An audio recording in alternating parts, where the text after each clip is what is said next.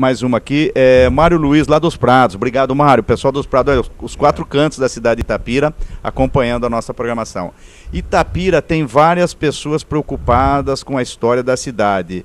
Não é comum. Qual é a sua opinião? Bom, que está dizendo o seguinte, tem muitas pessoas que estão preocupadas com a história da cidade. Como que você vê isso daí? Eu acho de suma importância. Uma vez, eu até vou responder a pergunta dele falando de uma coisa que eu marquei aqui para falar que eu acho que é importante. A internet hoje é uma realidade, todo mundo acessa. Uma ferramenta importantíssima. Então, o que eu fiz? Eu criei um blog que chama-se Itapira Histórico e Cultural. Só chamar no Google, é facinho. Lá, Itapira, vamos repetir? Itapira Histórico e Cultural. Itapira Histórico e Cultural. Eu pego o que eu tenho no museu, nada fora do museu. Pego o que está lá, o material que está lá, livros, jornais, revistas, fotos. Aí escrevo sobre aquele assunto. Eu já tenho mais de 50 postagens. Eu tenho mais de 5 mil visitantes no blog. Eu tô impressionado, não é me gabando. Falando, não, é interessante. A história de Itapira está interessando para muita gente. Talvez seja a maneira como eu conto, como eu mostro foto, como eu falo, né? Eu tenho uma maneira mais simples de falar, então não é rebuscado, né? E olha, eu só também quero confirmar que eu não tenho formação histórica. Vou estudar. Estou só esperando Você está dando uma aula de conhecimento para nós aqui, que eu estou encantado. Mas eu achei importante, a formação sempre é importante, né? Seja na área técnica, no nível universitário, a pessoa tem que procurar se formar porque ela fica melhor, né? A gente claro, saber não ocupa lugar, né? Mas saber você vai ficando melhor, né? Então isso é importante. E o que eu fiz? Eu fiz esse blog, então são mais de 5 mil acessos, como eu falei para você. Você falou mais de 5.200, né? E estou divulgando ele para todo mundo.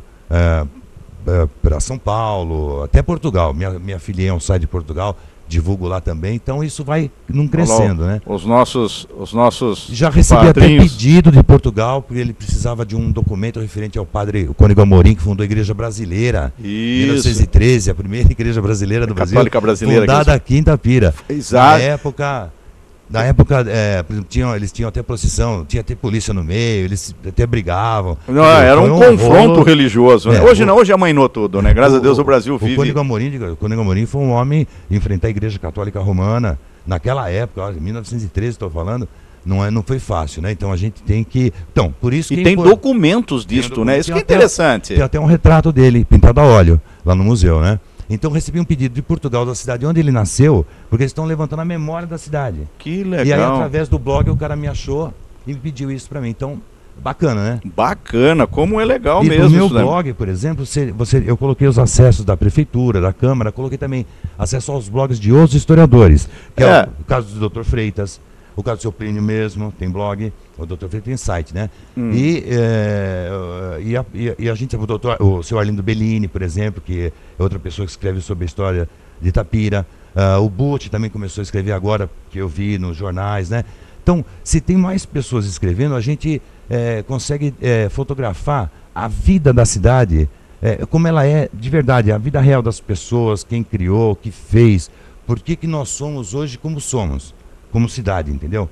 O que nós valorizamos. Então, isso tem uma origem lá, naquele começo de Itapira de 191 anos. É por isso que nós pensamos, agimos. O caso da política, por exemplo, que a política aqui é diferente de muitas cidades que eu já vivi, né? Mas é bacana, eu acho que é legal isso porque mostra que existe vida aqui, existe pensamento, existe decisão. Então, não só na política, né? Em todos os casos. Em todos os segmentos, né? E eu acho que eu respondo a pergunta dele assim, porque tem mais gente interessada, porque é interessante mesmo, a história de Itapira é muito interessante. E o museu, a comissão do museu está com portas escancaradas para atender, guardar essas peças, catalogar esses itens. No caso das peças aí, eu vou dizer o seguinte para todo mundo que está ouvindo a gente, se quiser levar, pode levar. A gente vai fazer uma análise. Se realmente for importante, se a gente conseguir ter a história da peça e for importante para contar a história de Itapira, ela fica. Caso contrário, a gente devolve para a pessoa. A gente vai ser o mais claro, o mais transparente possível. Não adianta também guardar coisas que às vezes não tem muita serventia. O museu não é depósito de coisa velha. Sim, sem dúvida. Ele tem que estar cuidado. E isso demanda também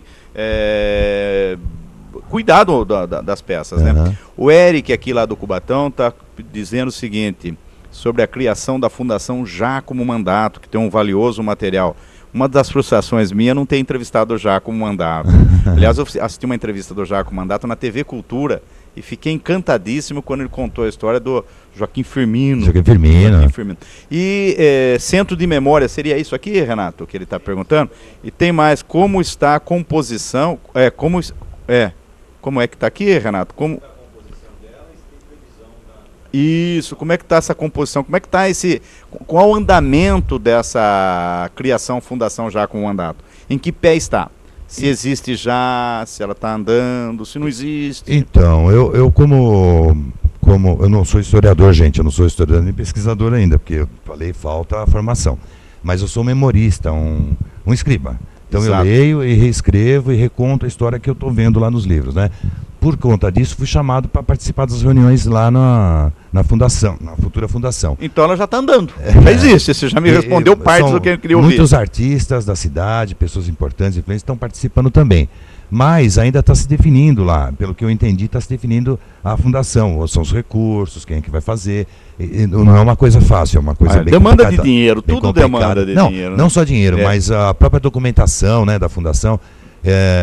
Acho que mais habilitado do que eu seria o Nino Marcati para falar. Ele falaria com bastante certeza. Mas aqui não gosta de falar. O Nino aqui não gosta de falar muito não, viu? Obrigado, Ninão. Tá mas eu acredito que tudo que acontecer vai ser divulgado, né? Ele não vai deixar de divulgar. Então existe uma pedra, vamos dizer, já existe uma pedra fundamental fundamental em torno disso, que claro. vai acontecer essa fundação Giacomo Mandato, que é uma figura...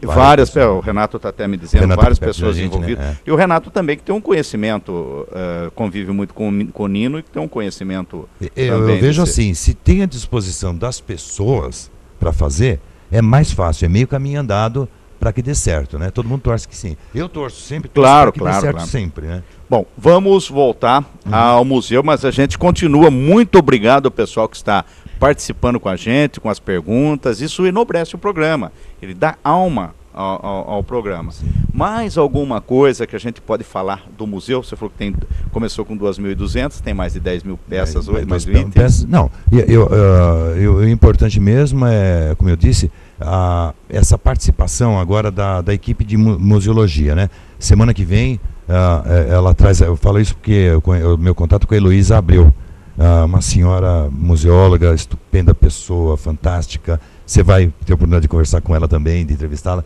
Ela nos ajuda muito, tem ajudado muito. Ela ilumina muito, sabe? Como se fosse um farol de milha na estrada. Vamos só repetir o nome dela? Heloísa Abreu. Luísa, obrigado. Então, a gente conta com a entrevista com você aqui. Ela é especializada em? Museologia. Museologia, então está nos devendo já. Já. Uma equipe, né? Não Pedido no ar não pode negar. E ela, mais do que eu, poderia falar muito bem desse trabalho que está sendo feito. Mas o importante é isso, é que o final desse trabalho, que vai levar mais ou menos 10 meses, é fazer essa vocação, lembra da missão que eu li? Essa missão acontecer, porque o museu é histórico e pedagógico. Pedagógico significa ensinar. Ensinar quem vai lá, o adulto, a família, através da iconografia que nós vamos estar montando para isso, né?